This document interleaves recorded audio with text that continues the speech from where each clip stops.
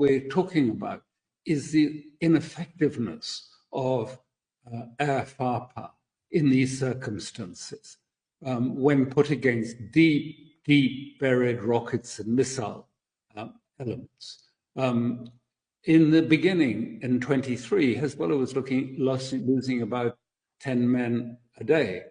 Now they're not really losing any. There were 2 Hezbollah that were supposed to be killed, but they're religious figures. They're nothing to do with Hezbollah per se. And most of these, sadly, will be civilian losses.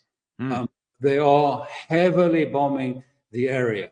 And although it's presented as being very clever intelligence and that they're knocking out missile launches, that too is pretty much bunkum.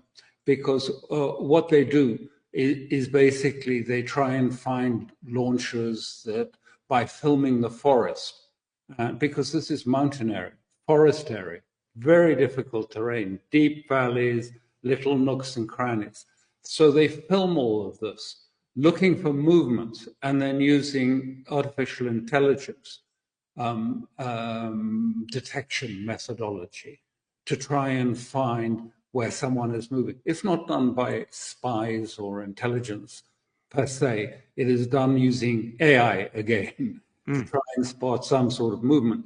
And Hezbollah for years, since 2006, have been adept in putting up ghosts and fake missile launchers, fake men, moving them around, fooling the Israelis, who are basically bombing every spot in the forests, hills, and valleys where it thinks there's possibly going to be a rocket launch. Ronald Reagan and the Reagan administration was actually furious at Menachem Begin for invading Lebanon. Reagan called this invasion and the civilian casualties caused by Israel a Holocaust. Everyone on the Senate Foreign Relations Committee was furious at Begin.